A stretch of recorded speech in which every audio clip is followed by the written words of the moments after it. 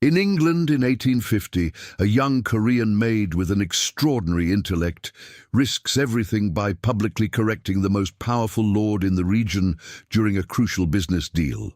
What seemed like the end of her employment becomes the beginning of a love story that will challenge all the social conventions of the era.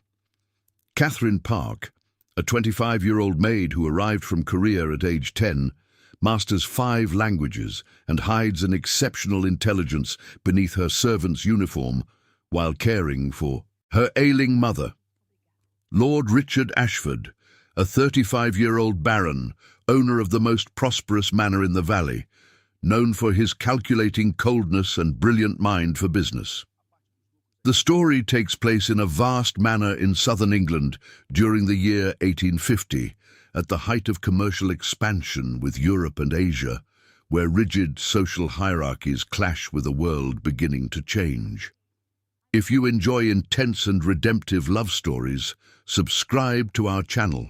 We publish new stories every week. Leave your like if this story touches your heart and tell us in the comments where you're joining us from today.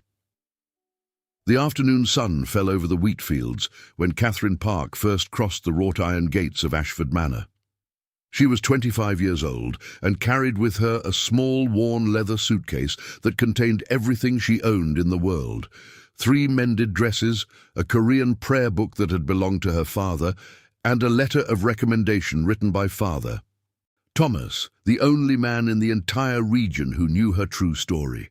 The manor stretched before her like a small kingdom. Acres of wheat fields, vineyards and pastures rippled under the warm wind. The main house, an imposing 3-story construction with honey-colored stone walls and wrought iron balconies, dominated the landscape from atop a hill.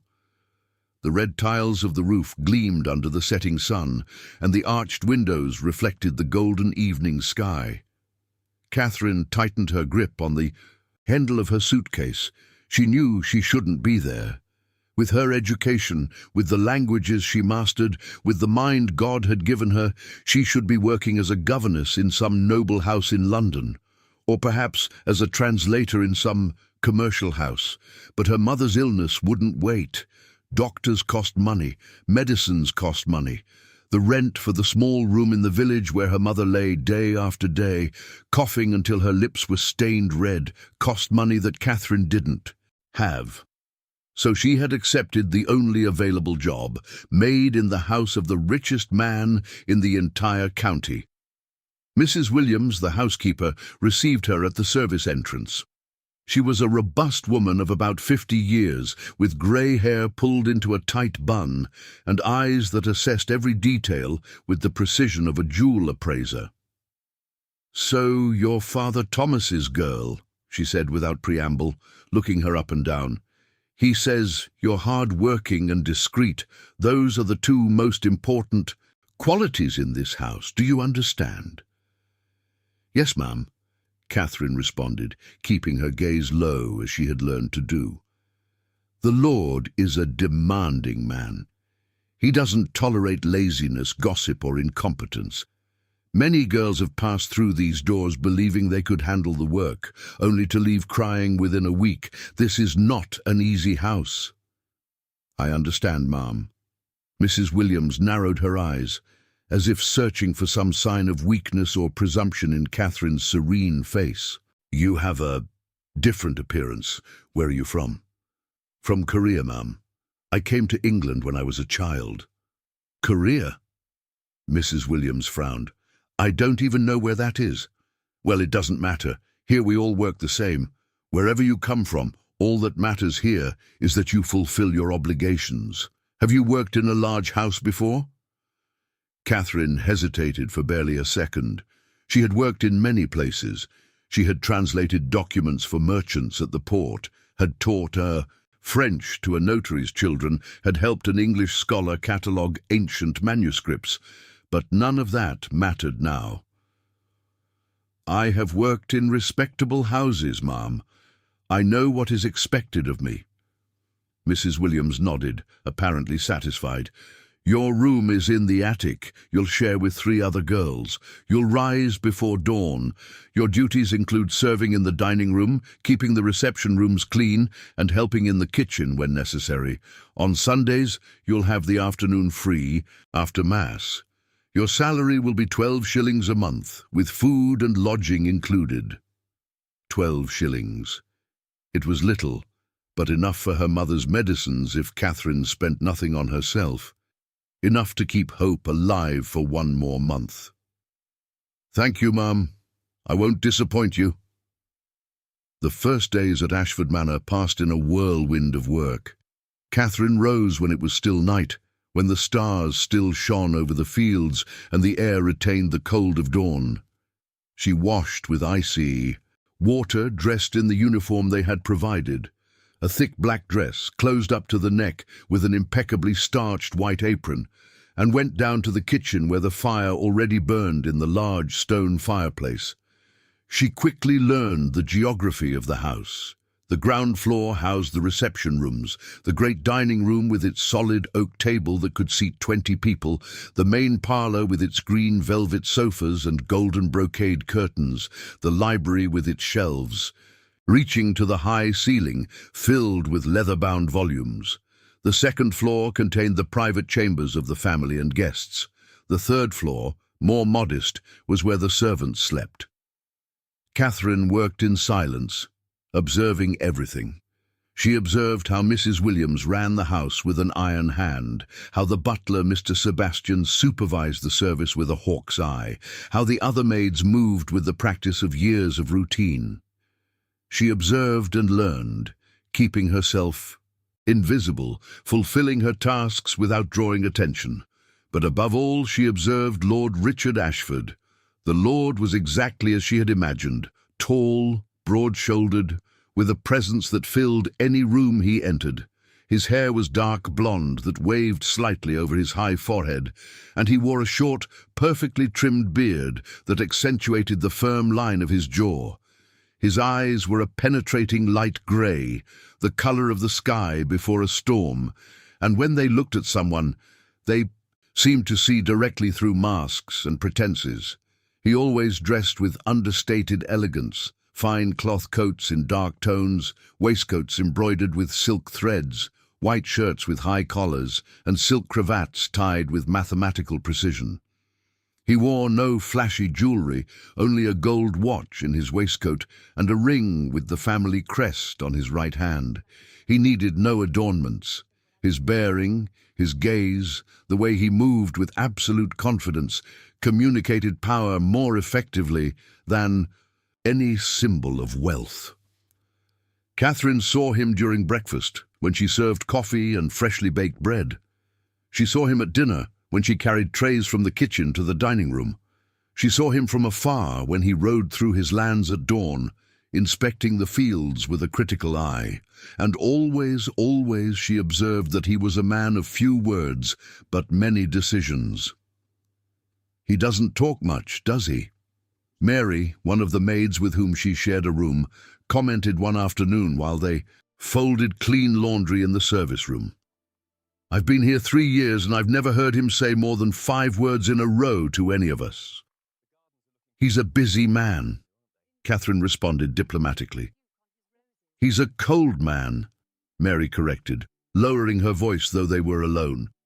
"They say he's never loved anyone, that his heart is made of stone. Lady Beatrice Ashmore has been trying to trap him for years, and he doesn't even look at her with interest. My aunt, who works at the Ashmore house, says Lady Beatrice is desperate." Catherine didn't respond. She wasn't interested in gossip, especially about her employer. But she filed away the information, as she filed away everything she heard. One never knew when an apparently insignificant detail might prove important. The weeks turned into months. Catherine established a routine: work at the manor during the day, and every Sunday afternoon, after fulfilling her obligations, walk the 5 kilometers to the village to visit her mother. Her mother, Jinhua Park, had been a beautiful woman in her youth. Catherine still remembered the stories she told her as a child, stories of Korea, of a noble family that had fallen into disgrace for political reasons that Catherine had never fully understood. She remembered the day they had fled, she at only 10 years old, clinging to her mother's hand as they boarded a ship that would take them far away, so far that no one could find them. The journey had been terrible. Weeks at sea, sleeping in, cramped cabins, eating the minimum to survive. Her father had stayed behind, sacrificing himself so they could escape. Catherine never saw him again. They had arrived in England with nothing. Her mother, who spoke some English learned from missionaries, had worked washing clothes, sewing, doing any work she could find, and to Catherine, small and frightened in a strange country, she had made a promise. "You're going to study," her mother had said, pressing her small hands between hers. "You're going to learn everything you can. Languages are keys, my daughter. They open doors that money and name cannot open. Learn, and you will never truly be poor." And Catherine had learned. She had learned English on the streets, perfecting it until there was no trace of a foreign accent. She had learned French with Father Thomas, who had been a missionary in Asia and who had been moved by the story of that refugee child. She had learned English from a merchant who needed help with his correspondence. She had learned Mandarin from a family of Chinese merchants who had established themselves at the port, and she had never forgotten Korean, practicing it with her mother every night before sleeping. But all that knowledge had not been able to prevent the illness. 5 years ago, her mother had begun to cough. At first, it seemed like a simple cold. Then the cough became persistent. Then blood appeared. The doctors said it was consumption, the white plague, which slowly consumed the lungs. There was no cure, only remedies to relieve the suffering. "How are you doing at the manor?" her mother asked every Sunday, from the narrow bed in the room that Catherine rented with her salary. "Well, mother, the work is hard but honest. I eat enough and the housekeeper treats me fairly. And the Lord, is he a good man?" Catherine thought of Lord Richard, of his cold gaze and his scarce words. "He's a just man, demanding but just. He doesn't abuse his power." Her mother nodded, satisfied. She had known too many powerful men who abused their position. That Lord Richard was simply distant was, in her experience, almost a virtue. "Don't forget who you are," her mother always reminded her before Catherine left. "Whatever uniform you wear, wherever you work, don't forget that you carry noble blood. Your grandfather was a minister in the royal court. You are more than a maid." "I know, mother. But don't tell anyone. People don't understand. They think that if you come from nobility, you can't have fallen. They don't comprehend that fortune is a wheel that turns. Maintain your dignity, but also maintain your humility." Catherine always kissed her mother's forehead before departing, feeling how the bones showed more and more under the skin, how the body that had carried her as a child became lighter, more fragile, more transparent with each passing week. It was in October when everything changed. Lord Richard had announced that he would receive a group of French investors. It was an important event. He was negotiating a commercial agreement that would expand his businesses of grain and wool toward the markets of Paris and Lyon. If the agreement closed, Ashford Manor would become one of the most prosperous in all of England. The entire house prepared for days. The marble floors were polished until they shone like mirrors. The crystal chandeliers were cleaned candle by candle. The silver was taken out and burnished until it gleamed. In the kitchen, the head cook planned a 7-course menu that would demonstrate the wealth and sophistication of the house. "This is the most important event of the year," Mrs. Williams reminded all the maids. "Everything must be perfect. Absolutely perfect. If anyone makes a mistake, not only will they lose their job, but they'll ensure they won't find employment in any respectable house in the region. Is that clear?" Everyone nodded, including Catherine. The night of the banquet arrived with a full moon. The carriages began arriving at dusk. First the local nobles who had been invited, then the French. 5 elegantly dressed men in Parisian-cut frock coats and top hats. Catherine observed them from her position in the hallway, noting how they assessed the house with expert eyes, as if already calculating the value of each tapestry, each piece of furniture, each candelabra. The dining room was splendid. The long oak table had been covered with embroidered white linen tablecloth. The glassware gleamed under the light of 100 candles. The silver cutlery was aligned with military precision. Bouquets of fresh flowers, white and red roses, decorated the center of the table, filling the air with their delicate fragrance. Catherine had been assigned to serve the wine. It was a task of trust.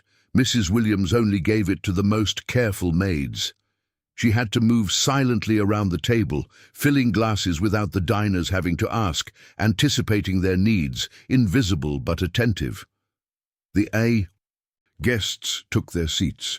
Lord Richard presided over the table from the head, imposing in a dark green velvet coat with gold buttons. To his right was Monsieur Ferdinand Beaumont, the leader of the French delegation, a man of about 50 years with grey sideburns and a shrewd gaze. The rest of the diners distributed themselves according to their importance. Local nobles, business associates, the notary who would oversee the contract. Dinner began with the first course, garlic soup with delicate crouton floating on the surface.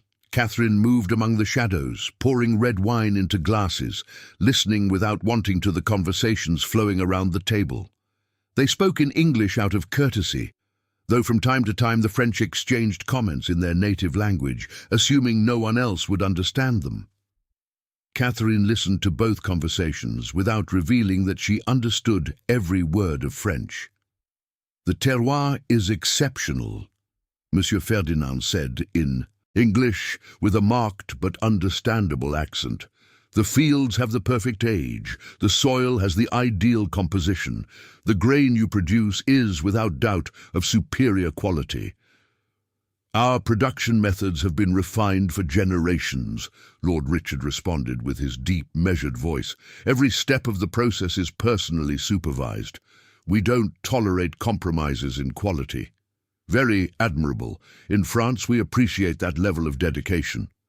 The conversation continued through the following courses: cod in green sauce, roasted lamb with herbs, glazed vegetables.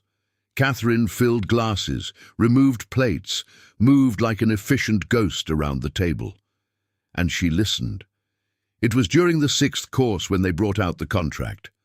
Monsieur Ferdinand signaled to one of his assistants, who produced a thick, leather-bound document. He placed it on the table with ceremony. "Here is the agreement we have prepared," Monsieur Ferdinand announced. "It is drafted in French, of course, since it will be registered in Paris.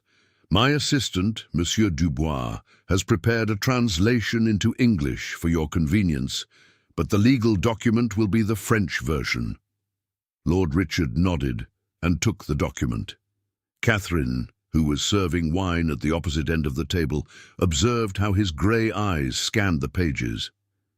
"Is there anything I should be concerned about?" the Lord asked, his voice casual but with a tone of steel underneath. "Not at all," Monsieur Ferdinand responded with a smile. "These are standard terms for this type of agreement. You will provide 5,000 bushels of premium wheat per year for 10 years. We will pay the agreed price, adjusted for inflation according to the Paris Index. The quality clauses are clearly specified, all very simple." Monsieur Dubois, a thin man with gold-framed spectacles, began explaining specific points of the contract in English. Catherine approached to fill Lord Richard's glass, and inadvertently her gaze fell upon the French document that was open on the table, and she saw the error. Her heart leaped.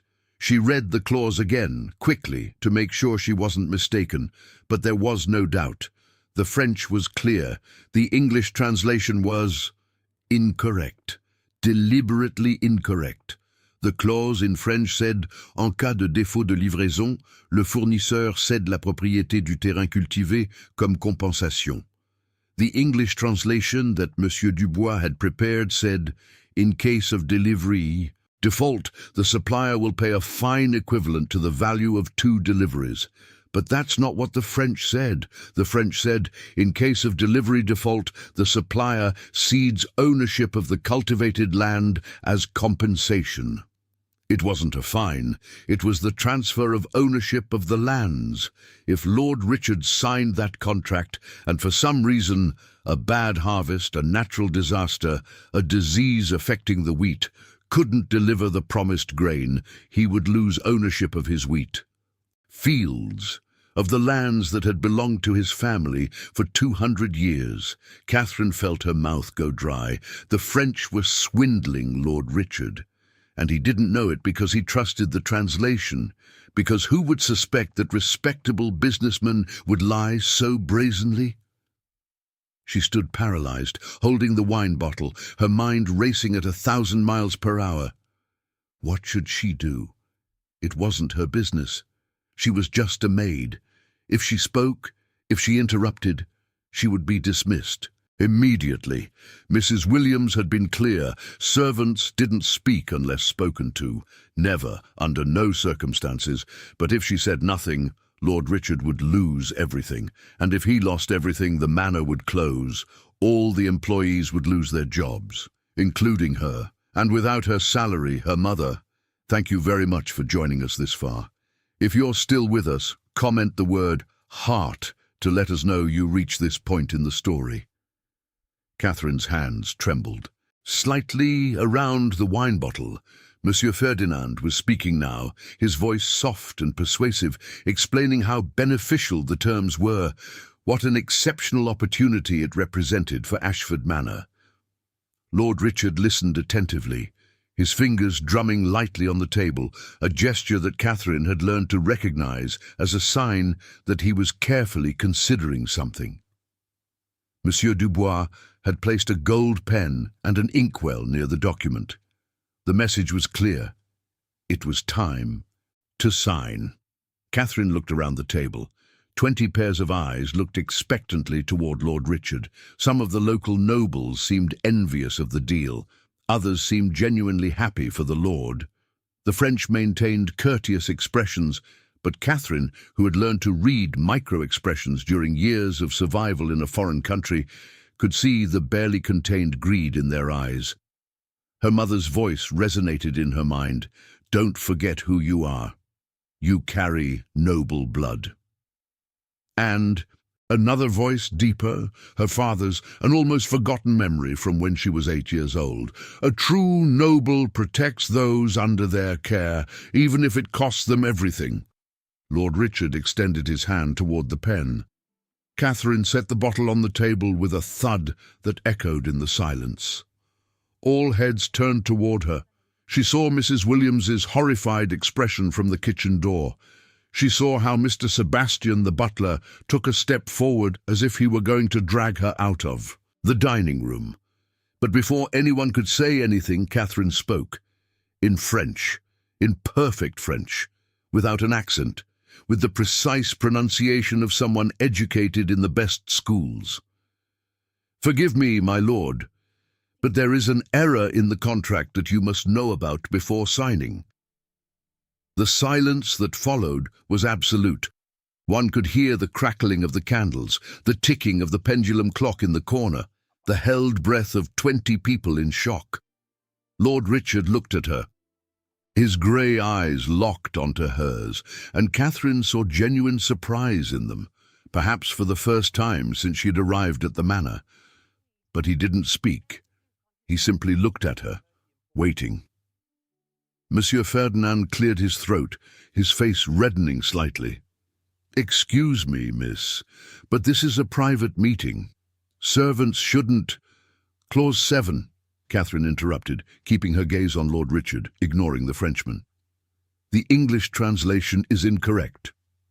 Monsieur Dubois stood up, abruptly, his face pale. This is an outrage. How dare this servant— Silence, Lord Richard said. His voice hadn't risen a single decibel, but it had the quality of steel cutting through air. Everyone at the table fell silent instantly. He turned to Catherine. Continue. Catherine took a deep breath. There was no turning back now. She pointed to the document with a finger. She struggled to keep steady. The English translation says that in case of delivery default, you will pay a fine equivalent to the value of 2 deliveries. But the original French says, en cas de défaut de livraison, le fournisseur cède la propriété du terrain cultivé comme compensation. And what does that mean?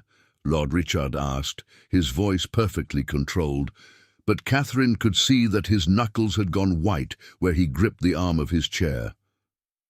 It means that in case of delivery default, the supplier, you, cedes ownership of the cultivated land as compensation. Not a fine, my lord. Ownership of your wheat fields, all the lands where the wheat grows, that produces the grain for this contract. A murmur ran through the table. The local nobles leaned forward, wanting to see the document with their own eyes. Monsieur Ferdinand stood up, his face now completely red. This is absurd. The translation is perfectly correct. This woman obviously doesn't know French and is causing trouble. I don't know French. Catherine turned to him, and for the first time in months, she allowed all her education, all her repressed dignity to flow through her posture and her voice. Monsieur Beaumont, je parle couramment le français. J'ai étudié avec des professeurs français pendant plus de 10 ans. Je peux lire le français classique, le français moderne, et même le français juridique de l'Ancien Régime. Monsieur Ferdinand blinked, clearly surprised not only by her impeccable French, but by her specific knowledge of legal terminology. Lord Richard stood up slowly. He was a tall man, and when he stood, his presence filled the room. He took the document and read it carefully, his eyes moving between the French and English versions. Mr. Whitmore, he called to the notary who was seated at the table, you studied in Paris. Can you confirm what this woman says? The notary, an older man with white hair and glasses, took the document with trembling hands. He read in silence for what seemed like an eternity. Then he nodded slowly. She's right, Lord Richard. The translation is incorrect.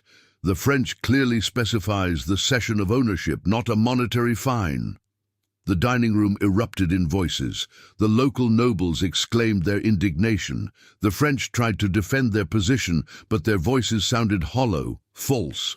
Monsieur Ferdinand tried to protest, saying it had been an honest mistake, a translator's misunderstanding, but no one believed him anymore.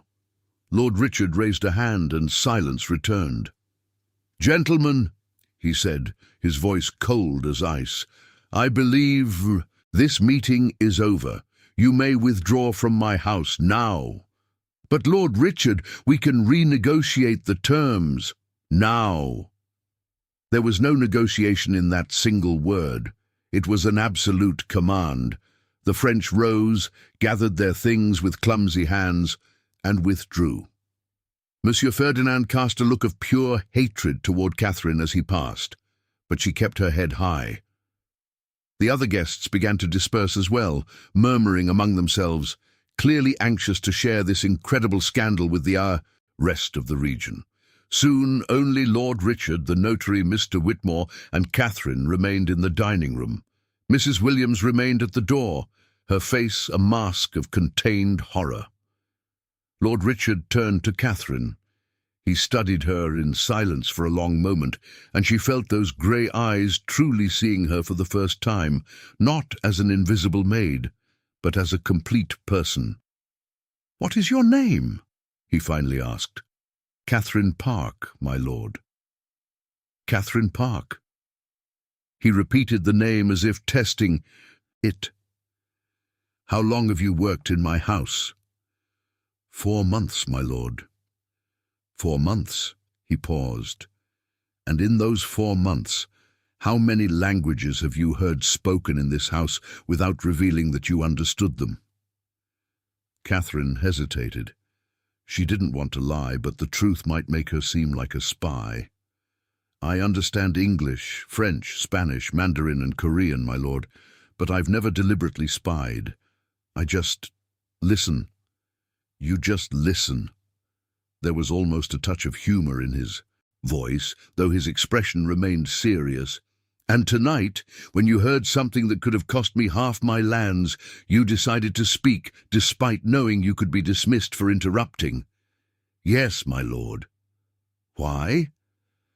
The question took her by surprise. Why? There were so many reasons. Because it was right. Because her mother had taught her that true nobility came from actions, not from title. Because if he lost everything, she lost her job. But that wasn't the main reason. The main reason was simply that she couldn't stay silent watching him be swindled. "Because it was unjust, my lord," she said simply, "and because no one else was going to say anything." Lord Richard looked at her for another long moment. Then he did something completely unexpected. He smiled, not a broad smile, but barely a curve of his lips, but on his habitually serious face the effect was striking. "Mr. Whitmore," he said without taking his gaze from Catherine, "you may withdraw. Thank you for your service tonight." The notary nodded, clearly relieved to be able to escape the tension of the scene, and left the dining room. Mrs. Williams remained at the door, motionless. "Mrs. Williams," Lord Richard said, "you may also withdraw. And take the rest of the staff. No one is to disturb me for the rest of the night." "But, my lord, the table, the dishes, they can wait until morning." "Withdraw." Mrs. Williams opened her mouth, then closed it.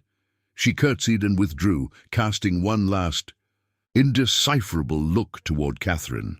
Now they were alone in the great dining room, surrounded by the remains of the interrupted dinner, the candles burning lower in their candelabras, casting dancing shadows on the walls. Lord Richard walked slowly around the table until he stood in front of Catherine.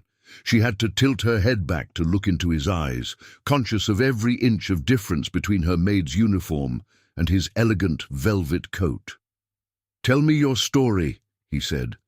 "The real one. Not the version you gave Mrs. Williams when you applied for the job. I want to know who you really are, Catherine Park." And she told him. She told him about Korea, about the fallen noble family, about the flight when she was a child, about her father, who had stayed behind so they could escape. She told him about the poverty in England, about how her mother had worked until she became ill, about how she had learned languages because it was the only way to survive. She told him about the jobs she had had, about the people she had met, about how she had ended up here, serving wine at his table, hiding everything she was to earn 12 shillings a month. Lord Richard listened in silence without interrupting, his eyes never leaving her face. When she finished, he remained silent for a long moment. "Your mother," he finally said. "You said she's ill. Consumption?" "Yes, my lord." "And you work here to pay for her medicines?" "Yes, my lord." He nodded slowly as if something clicked into place in his mind. "Let me ask you a question, Catherine Park. Why does a woman who speaks 5 languages, who clearly has an education superior to that of most of the nobles I know, who has a mind quick enough to catch legal fraud in a second language while serving wine, work as a maid instead of anything else?" "Because nothing else pays fast enough, my lord. Translation work is sporadic. Being a governess requires references I don't have. Working in a commercial house requires contacts I don't possess. This," she gestured to her uniform, "was the only thing immediately available." "I see." He walked to the window, looking out at the dark fields beyond. "And tonight, when you saw the fraud in the contract, you quickly calculated that if I lost my lands, you would lose your employment. So speaking wasn't only morally right, but also pragmatically necessary. It wasn't only for that, my lord. No, I suppose not. He turned back to her. But I admit I'm intrigued that you could have both motives simultaneously. Morality and pragmatism rarely coexist so perfectly. Catherine didn't know what to say to that, so she remained silent. Lord Richard returned to where she stood, and this time he leaned against the table, crossing his arms over his chest. The posture made him seem less formal, more accessible, though no less imposing. "Catherine Park," he said, "I've built my fortune by being able to recognize value when I see it, and you, hidden under that uniform, serving wine at my table, are more valuable than all those pompous nobles who just left my house. Tonight you saved me from losing half my lands. The question is, what am I going to do with you now?" Catherine's heart beat faster. Was he going to dismiss her anyway? Or perhaps offer her another job? Her mind raced through the possibilities. What he said next wasn't among them. Lord Richard straightened, walked to his chair at the head of the table, and stood there, with one hand resting on the carved back. His gaze was intense, determined, as if he were about to close a supremely important business deal. "Marry me!" Catherine was sure she had heard wrong. English was her second language, but she spoke it perfectly. Still, she must have misinterpreted the words, because it made no sense that Lord Richard Ashford, Baron, one of the richest and most powerful men in the entire region, had just proposed marriage to his maid. "Pardon, my lord." "You heard correctly." His voice was firm, without hesitation. "Marry me." "My lord, I don't understand. Are you joking?" "I never joke about important matters, and this is the most important matter I've considered in years." Catherine felt the room spin slightly. She gripped the edge of the table to maintain her balance. "My lord, with all respect, I'm a maid, you're a lord. This is impossible." "Nothing is impossible if one is willing to face the consequences." He began walking slowly around the table toward her. "For 35 years, I've lived my life according to others' expectations. I've done what was expected of a man in my position. I've been prudent, calculating, cold. I've made every decision based on logic and benefit. And in all that time, never, not once, have I met someone who has genuinely surprised me." He stopped in front of her, close enough that Catherine could see the golden flecks in his grey eyes. "Until tonight. Until a maid interrupted my dinner, spoke in perfect French, exposed a fraud that I, with all my education, hadn't detected, and risked losing everything just because it was right. Do you have any idea how extraordinary that is?" "My lord, any honest person would have done the same." "No." His voice was absolute. "Most people would have kept silent out of fear. Those who spoke would have done so privately afterward, protecting themselves. You spoke publicly without hesitation, knowing the consequences. That's not ordinary, Catherine Park. That's exceptional." Catherine shook her head, trying to process what she was hearing. "But my lord, marriage isn't just admiration. There are insurmountable differences between us. Society would never accept it. I'm foreign, I'm poor, I have no name or connections." "Society." He almost spat the word. "Do you know what society has given me, Catherine? Falseness. Betrayal disguised as courtesy. Those people who were sitting at my table tonight, many of them would have celebrated if the French had swindled me out of my lands. They would have smiled while I fell, because that's how society works. Everyone smiles while sharpening their knives to stick them in your back." His voice softened slightly. "But you who owe me no loyalty, who gain nothing from my success, risked everything to protect me from deception. That's worth more than all the noble surnames and all the dowries in England." "My lord." "Richard." Catherine searched for the right words. "I deeply appreciate your words. But this is too hasty. You don't know me. You don't know who I really am beyond one night, one moment. Then give me time to know you." He took another step closer. "I'm not asking you to answer now. I'm asking you to consider the possibility, to give me the chance to prove to you that this isn't a whim, but a decision I've made with the same seriousness with which I make every important decision in my life." Catherine looked into his eyes, searching for some sign of temporary madness, of out-of-character, impulsiveness. But what she saw was pure determination. He had made a decision, and when Lord Richard Ashford made a decision, the universe moved to accommodate it. "I can't," she finally whispered. "I can't accept this. We're from different worlds. I come from nothing. I can't be what you need in a wife." "And what is it that I need in a wife?" "Someone of your class, someone who can move in your world, someone boring, predictable, who chooses me for my money and title." He shook his head. "I've met dozens of women like that. Lady Beatrice Ashmore has been pursuing me for 5 years. She's beautiful, has the right surname, the right dowry, the right connections. And every time she speaks, I feel like my soul falls asleep from boredom. But marriage is more than not being bored. You're right. It's partnership. It's mutual respect. It's admiration. It's finding someone whose mind complements yours, whose courage inspires you, whose presence makes the world more interesting." He paused. "Do you know how many times I've genuinely smiled in the last 10 years, Catherine?" She shook her head. 3 times, and 2 of them were tonight. The first when you interrupted those French swindlers. The second when I saw the expression on their faces when they realized you'd discovered them.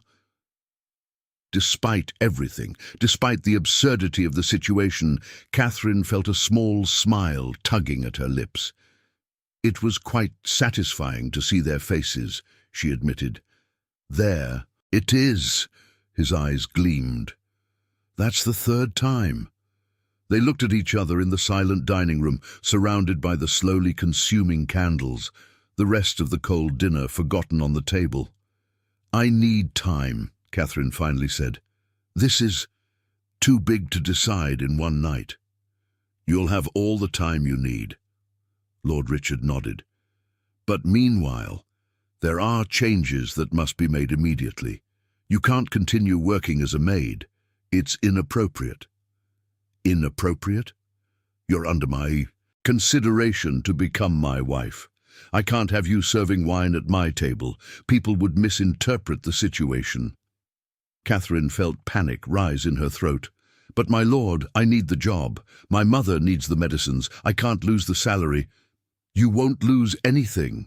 He raised a hand to stop her protests. "I'm offering you a new position, personal assistant. Your work will be to help me with international correspondence, review contracts, assist in negotiations requiring translation. The salary will be, let's say, 50 shillings a month." Catherine gasped. 50 shillings was more than 4 times what she earned as a maid. "That's too generous." "It's what your work is worth, what it has always been worth. The fact that you've been working for less is a crime I'm correcting now." His tone admitted no arguments. "Additionally, you'll be assigned a private room in the East Wing, not in the attic with the other maids.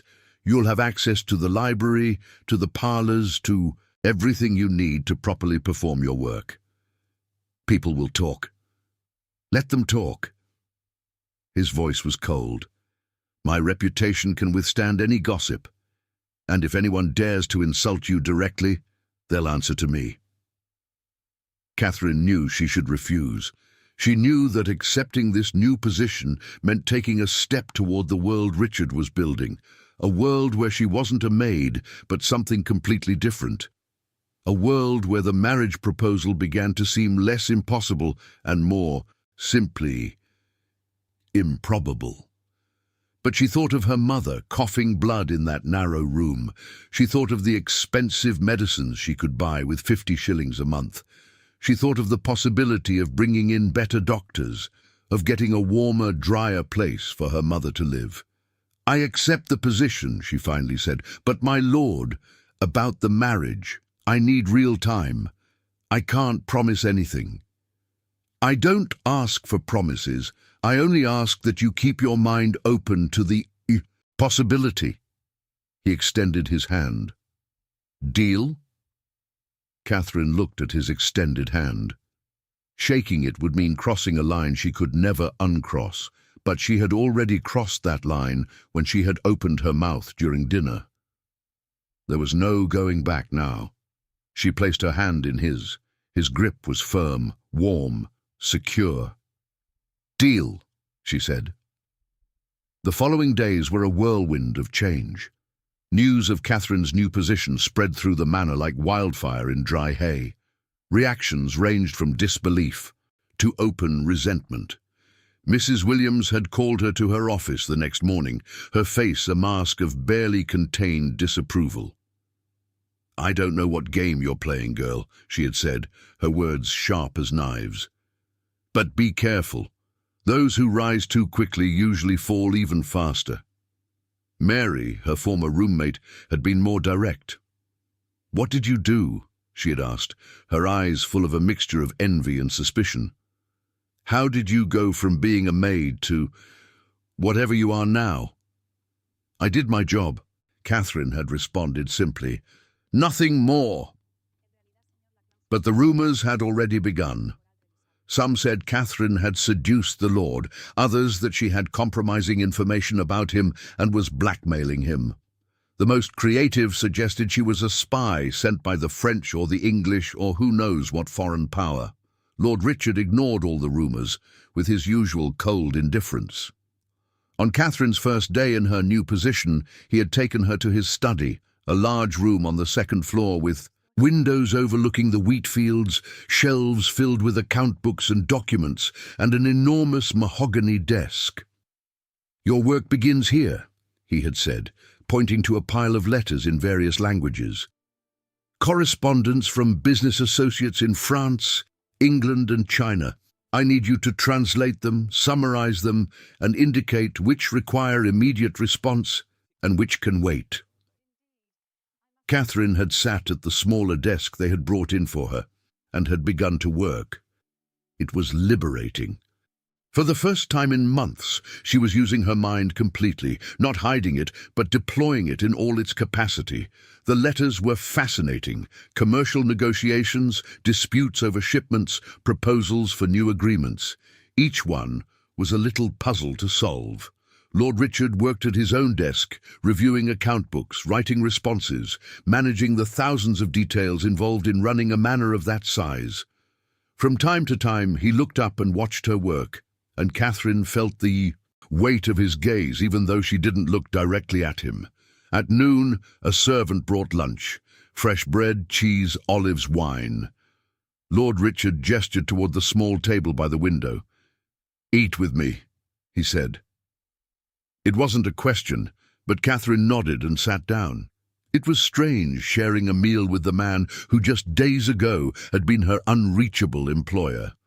Now they sat across from each other, eating from the same plate as equals. "How is the work going?" he asked. "Fascinating. The letter from the English merchant is particularly interesting. He's proposing an agreement for wool, but his terms are designed to give him control over prices in 5 years. It's subtle, but it's there." Lord Richard raised an eyebrow. "Another fraud?" "Not exactly a fraud. More like a very unequal agreement disguised as mutual benefit." "Interesting. What do you recommend?" "Decline politely and counter-propose terms that protect your control over prices. I can draft a response if you wish." "Do it." He took a sip of wine, studying her over the rim of his glass. "You're in your element here, aren't you? You weren't made to serve tables." "I liked serving tables," Catherine responded honestly. "It was honest work. But yes, this feels more natural." "Tell me more about your education. How did you learn legal French, for example? That's not something taught casually." Catherine set down her bread, looking out the window toward the fields beyond. When I was 14, I worked for a lawyer who had studied in Paris. He needed help organizing his files. I was cheap and careful, so he hired me. I spent 2 years in that job, and during that time I read every document that passed through my hands. Contracts, wills, lawsuits. I absorbed everything like a sponge. He never knew how much I learned. He only thought I was a quiet girl who organized papers. Learning by osmosis. There was admiration in his voice. And the other languages? English I learned from a merchant who had a shop near the dock. He helped me translate for his Chinese clients in exchange for lessons. Mandarin I learned from those same clients. Korean, I never forgot that. My mother made sure of that. Your mother must be an extraordinary woman to have raised a daughter like you. Catherine felt a lump in her throat. She is, or was, before the illness weakened her. She is strong, stronger than me. She survived things that would have destroyed most people. Like you, I only did what I had to do to survive. That's exactly what makes someone strong, Catherine. Not the absence of fear, but doing what must be done despite the fear. They remained in silence for a moment, a comfortable silence, shared. Then Lord Richard spoke again, his voice softer. Have you visited her? Your mother? Since you changed position? No. I plan to go this Sunday, as always. You can go today if you want. You can go whenever you want. You're no longer limited to one afternoon free per week. Thank you, but I prefer to establish a routine. Sundays are fine. As you wish. But Catherine, about your mother. He hesitated, something unusual for him. With your new salary, you could afford better doctors, better medicines. Perhaps even a better place for her to live instead of, well, I assume it's not in the best conditions now. It's not, Catherine admitted, but I'm saving. With 50 shillings a month, in a few months I'll be able to... Don't wait months. He leaned forward. Do it now. I can advance you the money. No. The word came out stronger than she intended. Forgive me, my lord, but no. You've already done too much. I can't accept charity. It's not charity. It's an advance on your salary. I can deduct it gradually. No. Catherine kept her voice firm. I deeply appreciate the offer, but I must do this on my own. It's important to me. Lord Richard studied her for a long moment, then nodded slowly. I understand. Pride, dignity. I respect it, though I think it's unnecessarily stubborn of you. It probably is, Catherine admitted with a small smile, but some of us have stubborn pride. Some of us. He repeated her words with the slightest touch of humor. I suspect that some includes you very prominently. That night, when Catherine finally retired to her new room in the East Wing, she sat on the edge of the bed and allowed herself to process everything. The room was small but beautiful. Walls papered in a soft cream. Color. A bed with a white lace canopy, a carved wooden wardrobe, a window overlooking the gardens. It was a palace compared to the attic where she had slept before, but it wasn't the room that made her feel dizzy. It was everything else. The marriage proposal hanging in the air between her and Richard, impossible but not completely rejected. The new position that made her feel like she was living someone else's life. The money that meant her mother could have the best care. Everything had changed in one night, one single night, a single moment of decision, speak or remain silent. But there was a small voice in her head, a voice that sounded suspiciously like Mrs. Williams's, that whispered, "And how long will it last? How long before he realizes he made a mistake? How long before society pressures him to marry someone appropriate and you go back to being just a maid, or worse, dismissed without references?" Catherine shook her head, rejecting those thoughts. It didn't matter what came. For now she had a position that allowed her to care for her mother. For now she had work she loved and respect she had earned honestly. The future. Well, the future had always been uncertain. At least now it was uncertain with possibilities, not just with despair. She stood and walked to the window, looking at the full moon shining over the wheat fields. Somewhere out there, her mother slept, not yet knowing that everything had changed. This Sunday, Catherine would tell her everything. And together they would decide what to do with this new life that had opened before them. The days turned into weeks, and the weeks into months. Autumn gave way to winter, and the wheat fields turned silver under the morning frosts. Catherine settled into her new life, with the same determination with which she had approached everything in her life, completely without reservations, with every fibre of her being. Her work with Lord Richard expanded. She no longer only translated correspondence, but actively participated in negotiations. When foreign visitors arrived, she was present, translating not only the words, but the nuances, the cultural implications, the gestures that revealed the true intentions behind diplomatic courtesies. She earned respect slowly. The notary, Mr. Whitmore, who had initially been skeptical, now consulted her regularly on legal points in foreign documents. The manor administrators, men who had worked there for decades, began to ask her advice on negotiations with international suppliers. But the respect of the employees was one thing. The acceptance of society was something else entirely. The first test came in December, when Lord Richard announced he would give his traditional Christmas ball. It was an important event in the region's social calendar. All the nobles of importance were invited, along with prosperous merchants, military officers, and any person of influence. It was a demonstration of power, wealth, and social position. "You'll attend, as my guest," Lord Richard told her one afternoon while they worked in the study. Catherine looked up from the letter she was translating, surprised.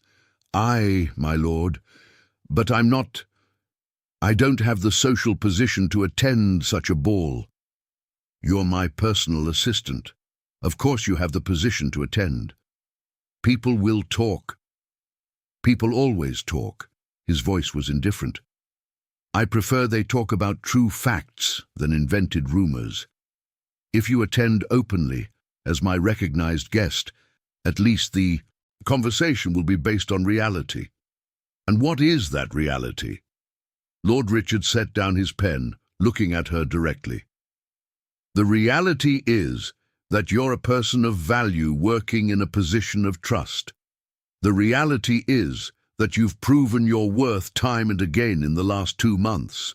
The reality is that you deserve to be in that room as much as any noble with an ancient surname, but an empty mind." Catherine felt warmth in her cheeks at the vehemence in his voice. "Still, my lord, I have nothing appropriate to wear for such a ball. That can be easily arranged. The dressmaker will come tomorrow to take your measurements. You'll have everything you need. My lord, the cost, it's a business expense." His tone admitted no arguments. "If you're going to represent me in social negotiations, which is part of your work, you must be dressed appropriately. End of discussion." So the dressmaker came, a Frenchwoman named Madame Rousseau, who handled needles with the precision of a surgeon. She took measurements, frowned thoughtfully, and then smiled. "Ah, mademoiselle, you have the perfect figure for the newest Parisian styles, soft, elegant, not like those English ladies who insist on skirts so wide they can't pass through doors." Her French accent was musical. "I'll make something special for you." And she did. The dress that arrived a week before the ball was a work of art. It was midnight blue silk, almost black, but with blue flashes when the light touched it. The bodice fit, perfectly with a modest but elegant neckline, short sleeves that left the shoulders exposed, and a skirt that fell in clean lines to the floor. There were no excessive ruffles or unnecessary adornments. The elegance was in the simplicity, in the quality of the fabric, in the perfect cut. When Catherine tried it on the night of the ball, with the help of a maid that Mrs. Williams had reluctantly assigned, she barely recognized herself in the mirror. The dress transformed her figure. Her hair, normally pulled into a simple bun, had been styled in a more elaborate fashion, with loose strands framing her face and the rest gathered in an elegant braid coiled at the nape. She wore no jewelry. She had none, but she didn't need it either. The dress spoke for itself. There was a knock on her door. "Yes?" The door opened and Lord Richard entered. He stopped abruptly when he saw her, and for a moment his mask of absolute control cracked. His eyes widened slightly, and something crossed his face. Surprise, admiration, something deeper that had no name. "Catherine," he said, his voice unusually soft, "you're—" He stopped as if searching for the right word. "Extraordinary." "Thank you, my lord." Catherine smoothed her skirt nervously. "The dress is beautiful." "It's not the dress." He took another step closer. "Well, the dress is beautiful, but it's not what makes you extraordinary tonight. It's you." Their eyes met in the mirror, and Catherine felt something shift in the air between them. Something that had been growing quietly during the last months, in the hours they spent working side by side, in the conversations during lunch, in the moments of shared understanding when they simultaneously caught a nuance in a negotiation. "The ball is about to begin," Lord Richard said, breaking the moment. "Ready?" Catherine took a deep breath. "No, but I suppose I'll have to be anyway."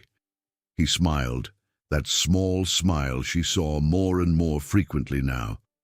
"That's exactly the right attitude. Come, let's face society together." He offered his arm, and after only a second of hesitation, Catherine took it. The warmth of his body through the layers of fabric was comforting as they descended together the grand staircase toward the ballroom. The ballroom was already filled with guests when they entered. The space had been transformed. The chandeliers gleamed with hundreds of candles, the walls were decorated with garlands of pine and holly, and at one end, musicians played. A Mozart piece. The ladies wore their finest gowns, a rainbow of silks and satins in every imaginable colour. The gentlemen were equally elegant in their dark frock coats and embroidered waistcoats. The conversation stopped perceptibly when Lord Richard and Catherine entered. Catherine felt dozens of pairs of eyes turned toward them, assessing them, judging them. But she didn't tighten her grip on Richard's arm, though every instinct screamed at her to flee. She kept her head high, her back straight, remembering her mother's words. "Don't forget who you are, noble blood." Lord Richard guided her through the room, stopping to make introductions.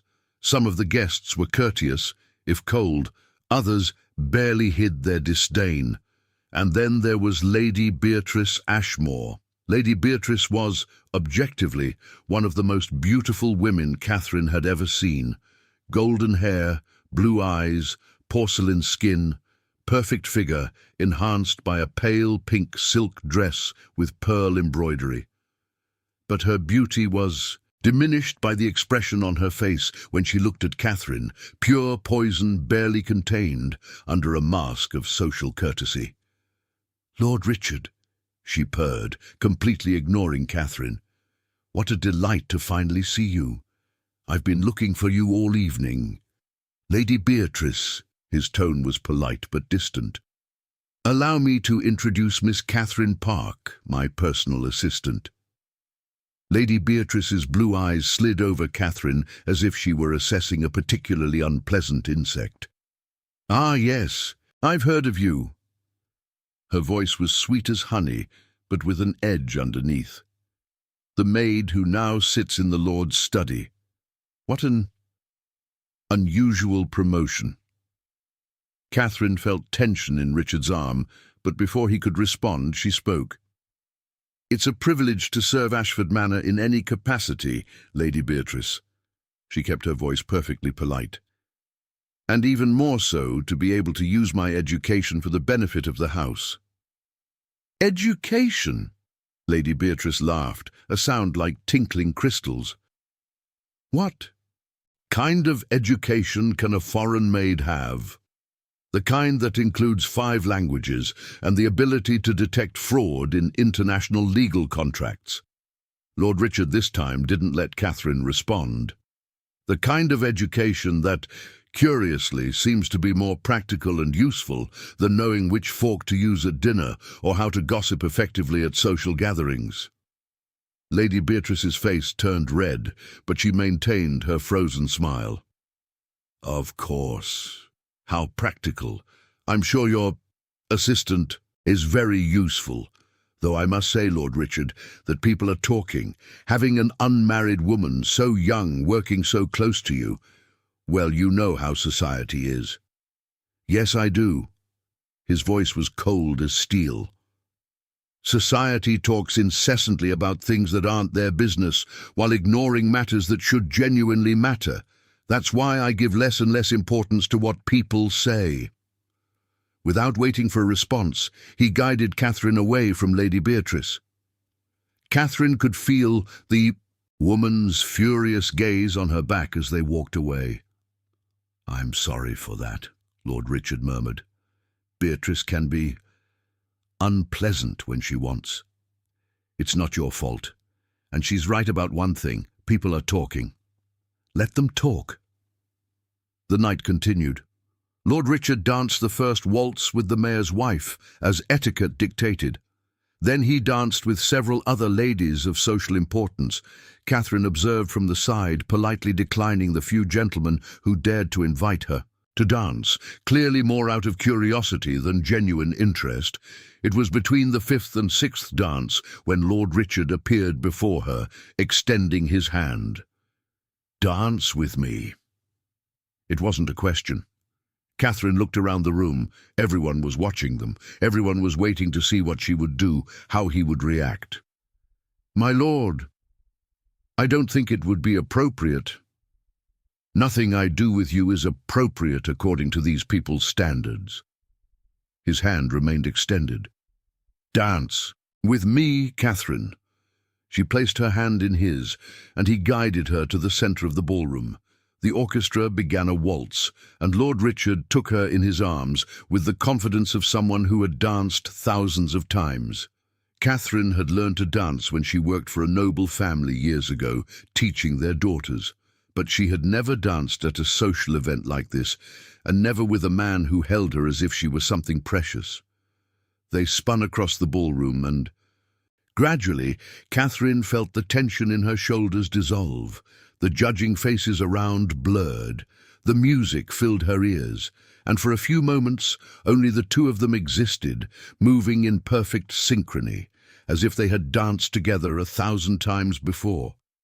"You're doing very well," Lord Richard murmured, low enough that only she could hear. "Don't let them intimidate you." "It's not intimidation, I feel." Catherine looked into his eyes. "It's confusion. I don't understand why you do this. Why you put me in this position." "What position?" "This. Being your guest. Dancing with you in front of all of society. Turning rumors into reality, almost. Perhaps because I want the rumors to be reality." His voice was firm. "Perhaps because every day that passes, working with you, conversing with you, learning how you think, confirms to me that my decision that night wasn't impulsive, but correct." "Lord Richard." "Richard. When we're alone, you can call me Richard." "We're not alone. We're in the middle of a room full of people. We're alone because I don't care about anyone else in this room." He spun her, and her skirt swirled. "Catherine, be patient with me.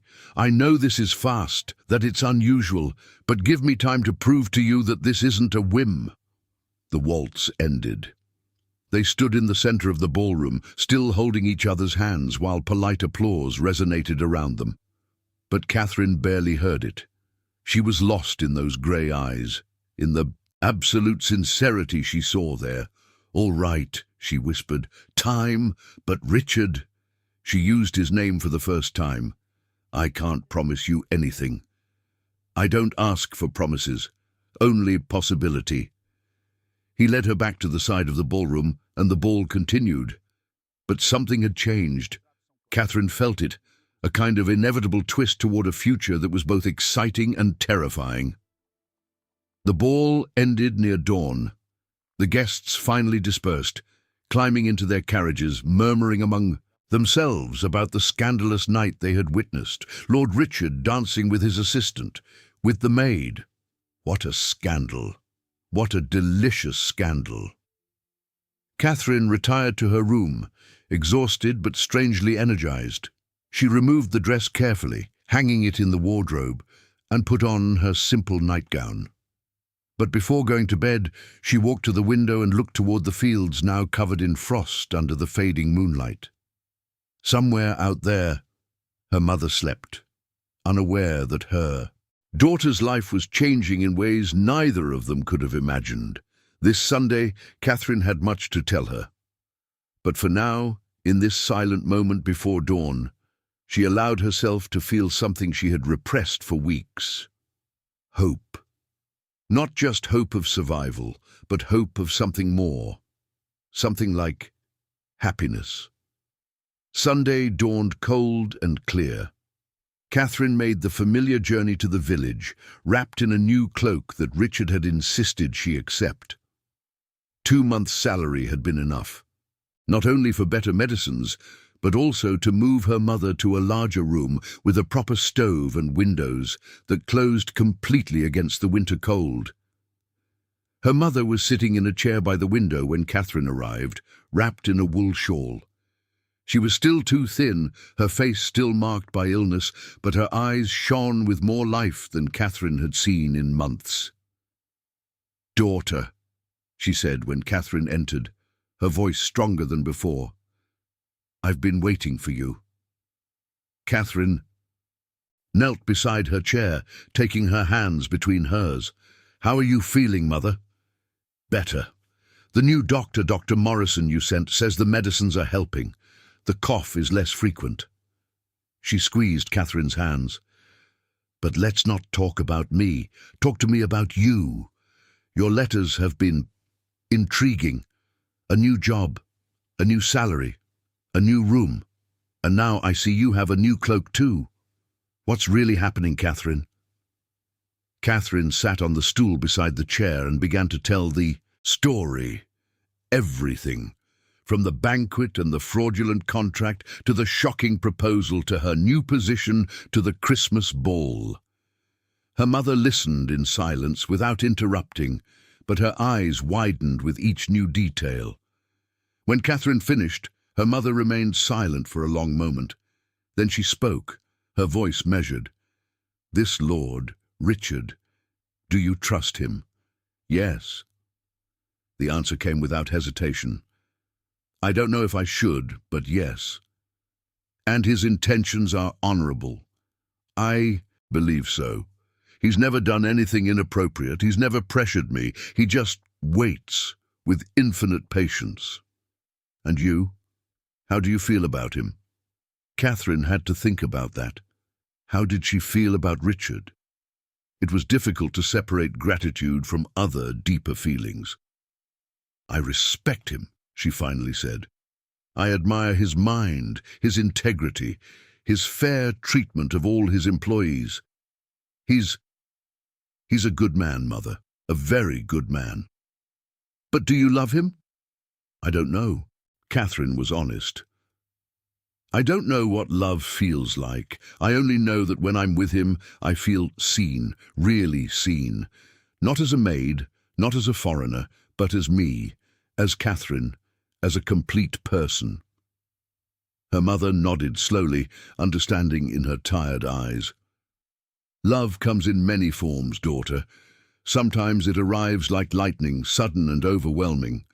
Other times it grows slowly, like a tree planting deep roots. Neither form is better than the other. She paused. Your father and I? Ours was lightning. We met and knew immediately. But I've known marriages that began with only respect and grew into deep love. What should I do? What do you want to do? Catherine laughed bitterly. I want to protect you. I want to make sure you have everything you need. No. Her mother interrupted her firmly. Don't use me as an excuse. Yes, if you marry him, I'll have all the medical care I need. But Catherine, listen to me. I'm dying. Dr. Morrison is kind, but I've asked him directly, and he's told me the truth. The medicines relieve, but they don't cure. I have perhaps a year, maybe 2 if I'm lucky. Catherine felt tears burning her eyes. Mother, no. Yes. Her mother took Catherine's face between her hands. And in the time I have left, I want to see you happy. I want to see you living for yourself, not for me. If you refuse this Lord because you don't love him, I'll support you.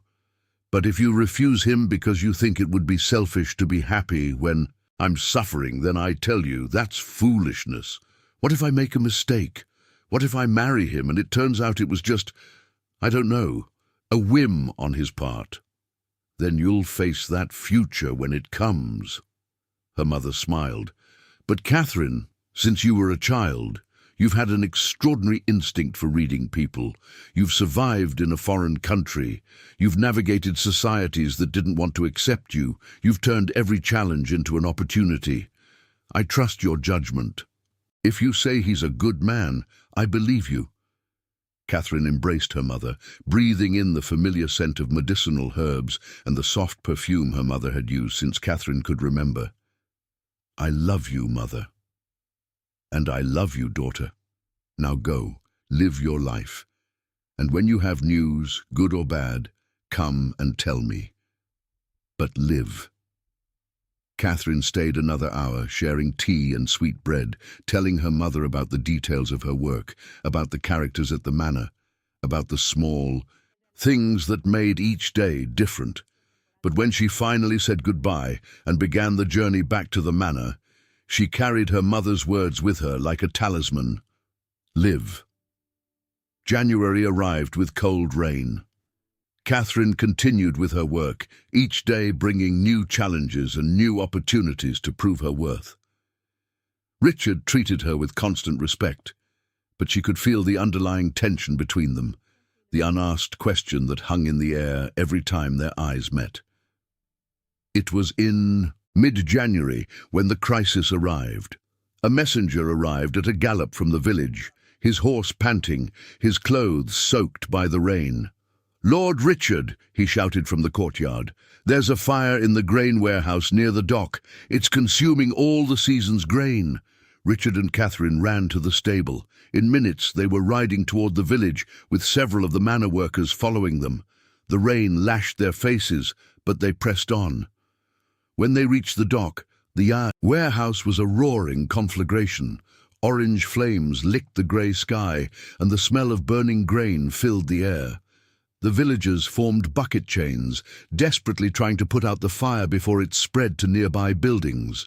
Richard threw himself into action immediately, organizing the men, directing efforts, his voice cutting through the chaos. Catherine helped where she could, coordinating with the local mayor, making sure nearby families were evacuated. It took hours, but finally, the fire was contained. The warehouse was a smoking ruin, but the surrounding buildings had been saved. No one had died, though several men had burns that needed attention. Richard was covered in soot, his shirt torn where a spark had burned him. He leaned against a wall, his breathing heavy, looking at the remains of what had been a year's production of grain. All the export grain, he said quietly as Catherine approached him. A year's work. Gone. How did the fire start?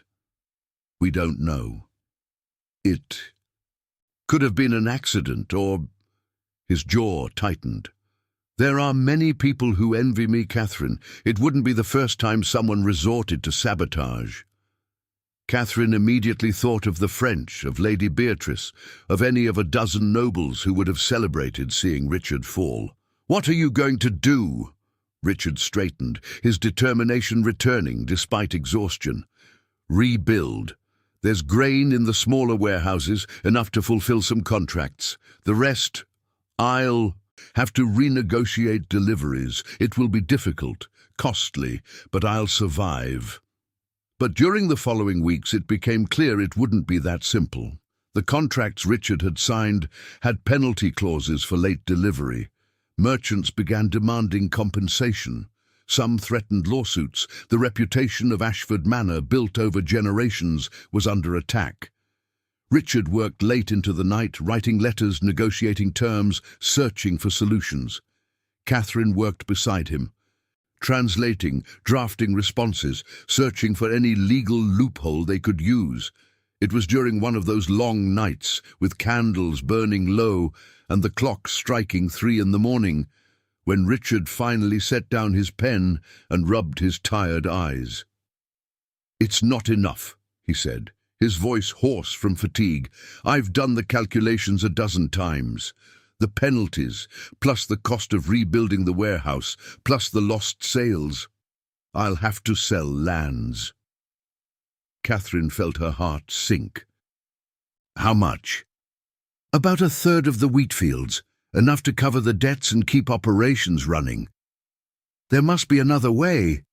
If there is, I haven't found it." He looked at her through the candlelight. "And trust me, Catherine, I've searched. We've searched." Catherine looked at the papers scattered across the desk, months of their work together, all the careful agreements and negotiations now threatened by a single fire. It was unfair, it was cruel, and then suddenly something clicked in her mind. A memory of a conversation months ago, a letter she had translated, a passing mention of— Wait, she sat up abruptly. "The Chinese Merchant Consortium in Bristol, do you remember? They wrote 3 months ago asking about establishing a regular trade route for wheat to China. We responded that we didn't have capacity at that time. Why? Because they offered to pay in advance, a premium price in gold to secure exclusive deliveries for 5 years. Catherine began, searching through the papers, finding the letter. Here, they offered to pay 50% up front if you signed an exclusive contract with them. Richard took the letter, reading it quickly. This was months ago. They've probably already made agreements with other suppliers. Maybe, but maybe not. Catherine leaned forward. The Chinese value long-term relationships. If we write to them, explain the situation honestly, and offer even better terms, they might be interested. It's a long shot. But it's a shot.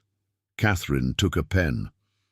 Let me write the letter in Mandarin, with the proper protocol, the correct courtesies. If anyone can persuade them, it's me. Richard looked at her for a long moment. Then he nodded. Do it. Catherine worked for 3 hours, creating the perfect letter. She explained the situation with honesty, but without seeming desperate. She offered generous but not unreasonable terms.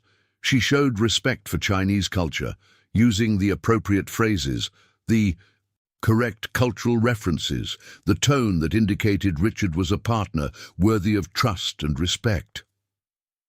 When she finished, dawn was beginning to filter through the study windows.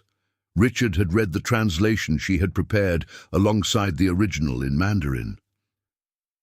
It's perfect, he said simply. Catherine, if this works, it will work. She said it with more confidence than she felt. It has to work. They sent the letter by the fastest mail available. Then they waited. The days dragged like years. Richard continued negotiating with creditors, buying time, postponing decisions. The tension at the manor was palpable. Employees murmured, wondering if there would be layoffs. Suppliers demanded payments. Rumors circulated in the region that Ashford Manor finally was falling. Lady Beatrice Ashmore visited, carrying a basket of fruit and a poisonous smile. "How terrible your situation, Richard," she had said, her voice dripping false sympathy. "If you need financial help, my family's would be willing to discuss arrangements. Of course, such arrangements would come with certain expectations." Richard had dismissed her coldly, but Catherine had seen the tension in his jaw. She knew what Lady Beatrice was implying. A marriage of convenience, merger of fortunes, salvation bought at the price of his freedom. 2 weeks after sending the letter, a rider arrived with a large package sealed with red wax. Richard opened it with barely trembling hands and read the translation. Catherine prepared as he read the original in Mandarin. The Chinese consortium accepted. Not only did they accept, but they offered even better terms than Catherine had proposed. They would pay 60% up front in gold, delivered in 2 weeks. The contract would be for 10 years, with renewal options, and as a show of good faith and respect for Richard's honesty in explaining his situation, they were willing to forgive any delays in the first deliveries due to the circumstances of the Yo's fire. Richard read the letter 3 times. Then he set it on the desk, stood up, and walked around the desk to where Catherine sat. "You've saved me," he said, his voice full of an emotion he rarely showed. "You've saved us." "We saved ourselves," Catherine corrected. "Together." He looked at her, and then, without warning, he embraced her. It was brief, almost awkward, but sincere. Catherine felt the warmth of his body, the rapid beating of his heart, the pure relief flowing from him. When he separated, his eyes shone with something that might have been tears, though he wiped them away quickly. "Catherine Park," he said, "I asked you a question months ago, and you've asked me for time. I understand you need more, but allow me to rephrase the question now with full awareness of what it means. I'm not asking you to marry me because you saved me that night at the banquet. I'm asking you to marry me because every day since then you've proven to be my equal in intelligence, my superior, in wit, and the only person in this world I trust completely. I'm asking you to marry me because without you I wouldn't only have lost my lands, I would have lost my purpose. Will you do me the honor of becoming my wife?" Catherine felt tears in her own eyes. For months she had been wondering, doubting, fearing, but her mother was right. Sometimes love grew slowly, building deep roots, and she had spent months observing Richard, working with him, learning who he really was beneath the cold mask he showed the world. He was honorable, he was fair, he was kind in ways most people never saw, and when he looked at her, he really saw her, not as a maid, not as an exotic curiosity, but as Catherine. "Yes," she said, her voice barely a whisper, "yes, I'll marry you." This time, when Richard embraced her, it wasn't brief or awkward. It was long and warm, and Catherine allowed herself to melt into him, letting go of all the fears and doubts, allowing herself to feel what she had been denying for months, that she had fallen in love with this impossible man who had seen her when no one else did. When they finally separated, Richard had a genuine smile on his face, the kind of smile that completely transformed his appearance. "We'll do things properly," he said. "I'll formally ask your mother for your hand. We'll organize an appropriate engagement. And we'll marry when you're ready, not before."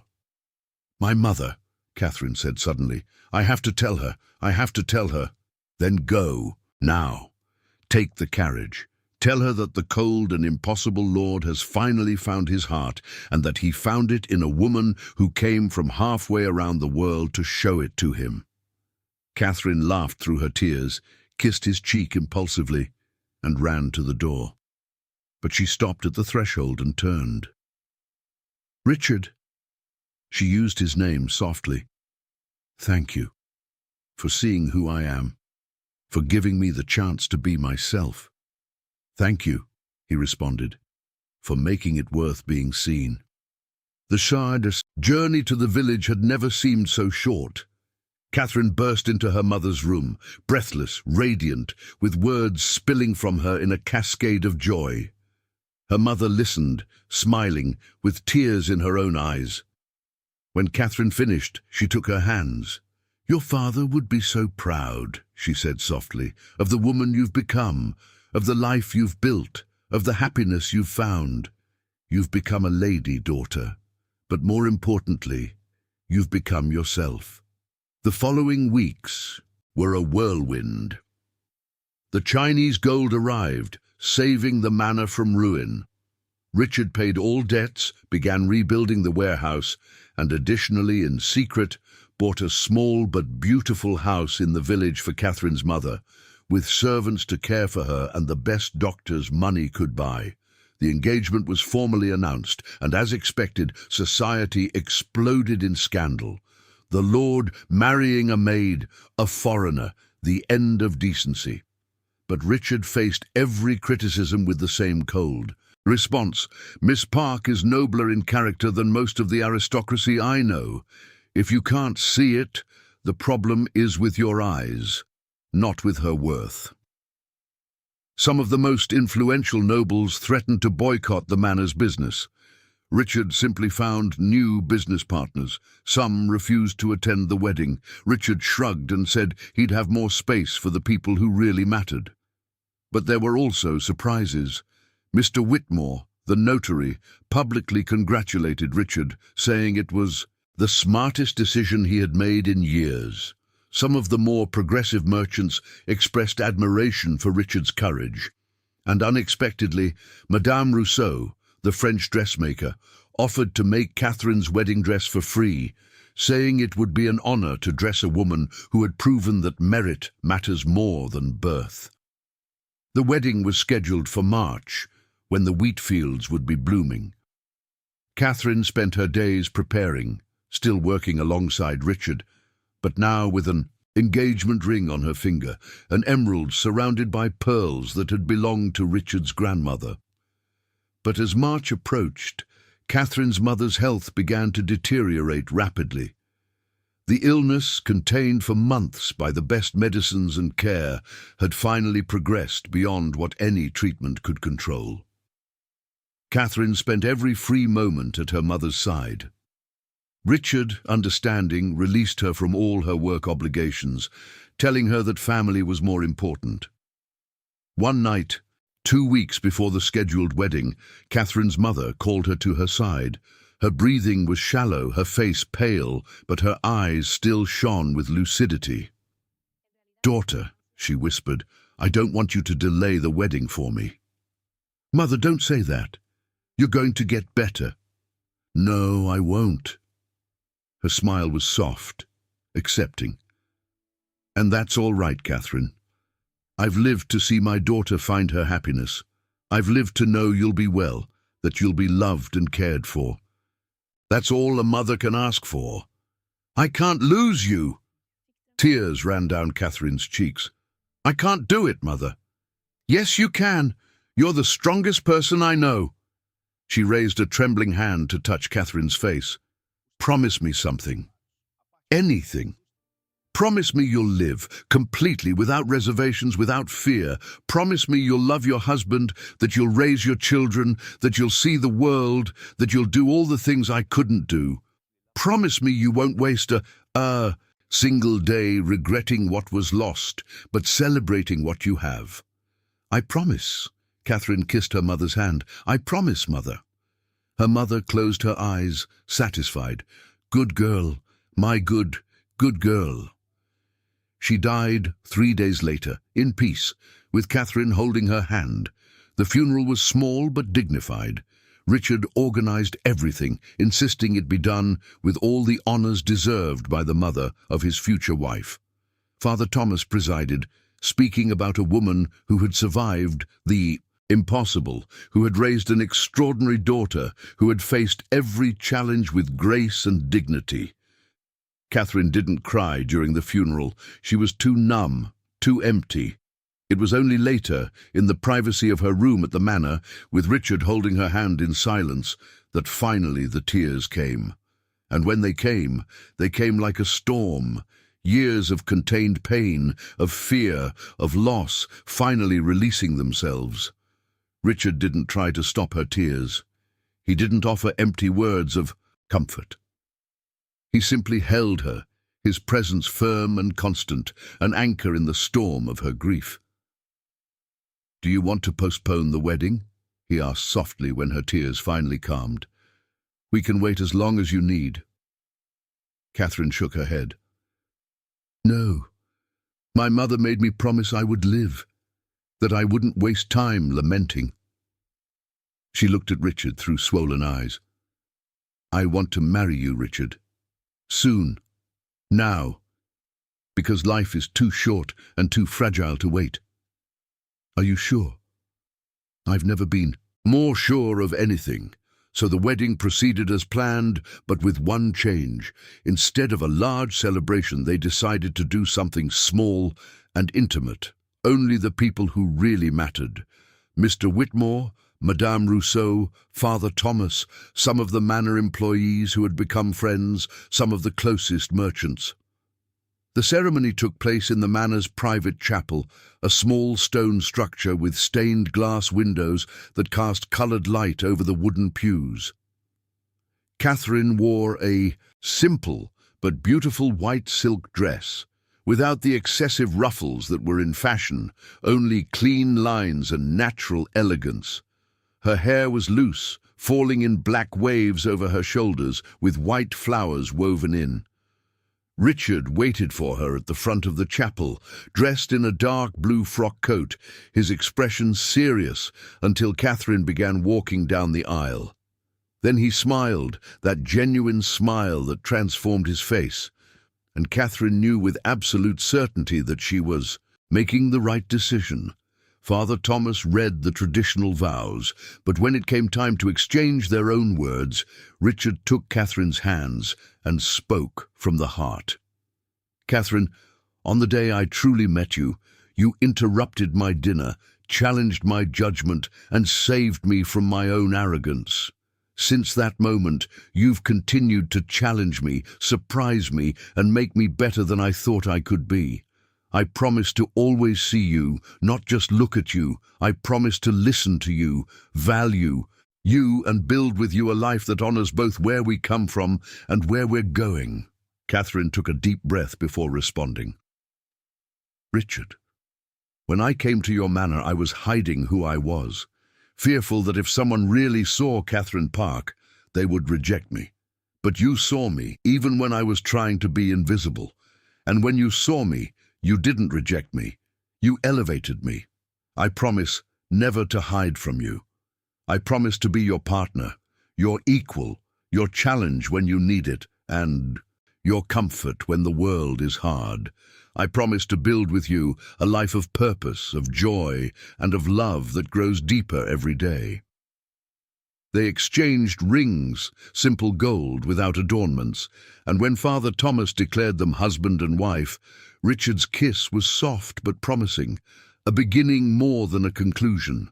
The reception was joyful despite being small. There was food, wine, laughter. Mr. Whitmore toasted to the smartest marriage of the season. Madame Rousseau cried happily, saying it was like a romantic novel come true. Even Mrs. Williams, who had been so disapproving at first, offered her congratulations with genuine warmth. But for Catherine, the most significant moment came at dusk, when she and Richard were alone in the garden, watching the sun set over the wheat fields. "Are you happy?" Richard asked, his arm around her waist. Catherine thought about everything she had lost, her homeland, her father, her youth, now her mother.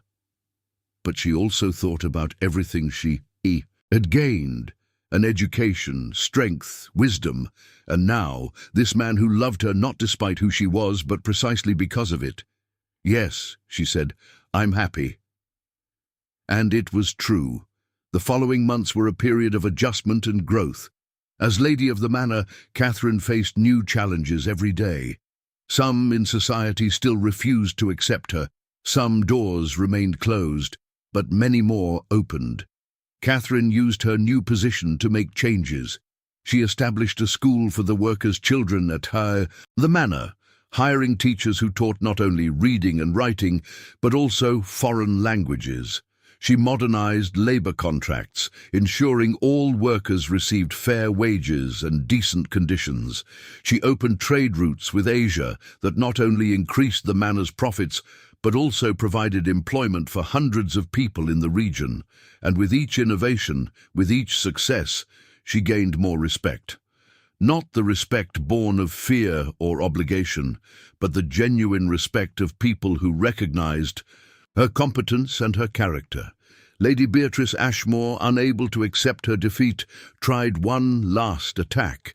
She spread rumours that Catherine had used witchcraft or seduction to trap Richard, but the rumours didn't stick. Too many people had seen Catherine's work, her intelligence, her integrity. The attack failed so completely that Lady Beatrice became an object of mockery instead of Catherine. In the summer, Richard made his promise: travel. He organized a 6-month journey through Europe and Asia. They would visit France, England, Italy, and then continue to China and finally Korea. "I want you to see your homeland again," Richard told her. "I want you to visit your father's land, to honor his memory by returning not as a refugee, but as a lady, as my equal." The journey was transformative. In Paris, Catherine charmed the French merchants with her fluency in their language. In London, she impressed the English bankers with her understanding of international finance.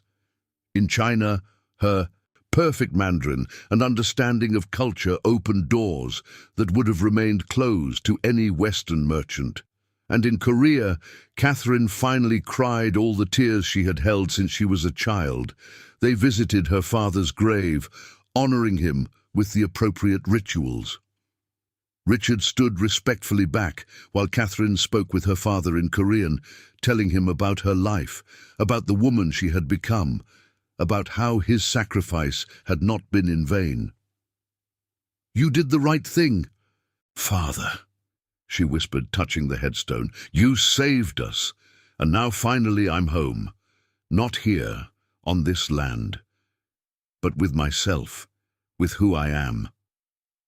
When they returned to England in December, there was news waiting for them. Catherine was pregnant. She had felt the first signs during the journey, but had waited to be sure before telling Richard. His joy was quiet but deep. That night, as they lay together in their room at the manor, his hand resting on Catherine's still flat belly, he spoke softly. "Our child will grow up knowing 3 cultures, English, European, and Asian, will grow up speaking many languages, will grow up knowing that a person's value doesn't come from their birth, but from their character." "Our child," Catherine repeated, testing the words. "Or daughter." "Or daughter," Richard smiled, "who, no doubt, will be as stubborn and intelligent as her mother, and as serious and intense as her father. God help us both." They laughed together in the darkness, and Catherine felt a peace she had never known before. It wasn't the absence of challenges. She knew more would come. But it was the presence of something stronger: love, purpose, and the certainty that together they could face anything. Their daughter was born in June. With the same black hair as Catherine and Richard's grey eyes, they named her Elizabeth Jinhua Ashford, honouring both Richard's English heritage and Catherine's Korean one. Catherine held her for the first time, looking at that perfect little face, and knew her mother had been right. Life was for living, completely, without reservations, without fear. And she had lived. She had survived the impossible, had found love in the most unexpected places, and now held the future in her arms. "Welcome to the world, little one," she whispered in Korean. "Your story has just begun." And it would be an extraordinary story. The years passed, each bringing its own mixture of joys and challenges. Elizabeth grew into a bright and curious child, who spoke 4 languages by age 6, and who had her mother's determination and her father's strategic mind. She was followed by two more brothers, David and Matthew, twins who inherited the mischief that neither of their parents had openly shown, but that both secretly harboured. Ashford Manor prospered under the joint leadership of Richard and Catherine. It became a model of modern management, known not only for the quality of its products, but also for the fair treatment of its workers and for its international vision. Catherine established a commercial network that extended from England to China, from France to the Americas, becoming one of the most respected businesswomen in Europe. With time, even the most stubborn nobles had no choice but to recognize that Lady Ashford was a force to be reckoned with, and those who remembered the scandals of her marriage now told the story differently, not as a social tragedy, but as a story of merit triumphing over prejudice. Lady Beatrice Ashmore finally married a Portuguese count and moved far away, though it was rumoured she remained bitter until the end of her days. The French who had tried to swindle Richard lost their reputation after Catherine, with her network of international contacts, ensured their deception was known in all the commercial circles of Europe. But more important than the commercial successes or social victories were the small moments. Richard teaching his children to ride horses in the same fields, where Catherine had once served wine. Catherine telling them stories of Korea before bed, making sure they never forgot where they came from. The family travelling together, showing the children the world that was their heritage. On quiet nights, when the children were asleep and the house was silent, Richard and Catherine often sat together in the same room where he had once proposed marriage to her. There, among the candles and memories, they talked about the future, about the dreams they had for their children, about the plans for the manor. But they also talked about the past, marvelling at how one single night had changed everything. A single decision to speak instead of keeping silent. A single choice to see value where others saw only social position. "Do you ever regret it?" Richard asked one night, long after their hair had begun to show silver strands. "Do you ever wish you had lived a simpler, less complicated life?" Catherine looked at him. This man who had seen in her what no one else had seen, who had bet everything on giving her a chance. "Never," she responded with absolute certainty. "Every challenge, every struggle, every difficult moment, it was all worth it for this, for us, for the life we built together. Even the nights when you served wine at my table, hiding who you were." "Especially those nights," she smiled, "because they taught me that sometimes you need to hide before it's safe to reveal yourself. And they taught me to recognize when it's finally safe to be yourself." Richard took her hand, intertwining their fingers as they had done thousands of times before. "Do you know what's extraordinary about our story, Catherine? It's not that I saved you by asking you to marry me. It's that you saved me first, simply by being brave enough to speak. Everything else was just the inevitable consequence of that single act of courage." "I think we saved each other," Catherine corrected. "Repeatedly. That's the secret of a good marriage, isn't it? Mutual salvation." "Mutual salvation," Richard considered the words. "I like that. We should write it down, leave it for our children, along with the rest of our story." "Our story? Who would want to read about a maid and a lord?" "Everyone." His voice was firm, "because it's not really a story about a maid and a lord. It's a story about recognizing real value when you see it, about having the courage to challenge expectations, about building something true in a world full of falseness." Catherine laughed softly. "When you put it like that, it sounds almost epic." "It was epic. It is epic." Richard leaned forward and kissed her forehead. "And it's not over yet. We have years ahead, my love. Years of challenges, adventures, of watching our children grow and build their own epic stories." And he was right. Their story didn't end that night, nor the next year, nor the next. It continued. enriching itself with each passing year, with each new challenge faced together, with each shared victory and each consoled pain. Elizabeth grew up to become a brilliant diplomat, using her multiple languages and her understanding of different cultures to build bridges between nations. David and Matthew took charge of different aspects of the family business, expanding it even further, always remembering the lessons their parents had taught them about the value of hard work and the importance of treating all people with dignity. And when Catherine and Richard finally grew, old, their hair completely silver, their faces marked by the passage of time, but their eyes still bright with intelligence and mutual love, they sat in the same garden where they had once shared their first kiss as husband and wife, and looked back on a life well lived. "Do you know what I treasure most?" Catherine asked one golden afternoon, the setting sun painting the sky in shades of orange and pink. "What?" "That never, not a single day did you stop seeing me, really seeing me. Not the lady, not your wife, but me. Catherine." Richard squeezed her hand, his fingers still strong despite his age. "And you never stopped challenging me, making me better, reminding me that true power doesn't come from land or money, but from character." They sat in comfortable silence as the sun set over the wheat fields, the same lands they had almost lost, the same lands that now prospered under their children's care. The lands that testified that a single brave decision, speaking when it was easier to keep silent, could change the course of an entire life. And somewhere, Catherine thought, her mother and father were watching, proud of the woman she had become, of the life she had built, of the legacy she was leaving. It wasn't the life she had expected when she arrived at Ashford Manor with only a suitcase and a letter of recommendation.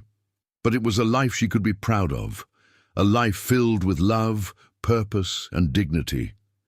An extraordinary life, built on the simplest foundation. The courage to be herself,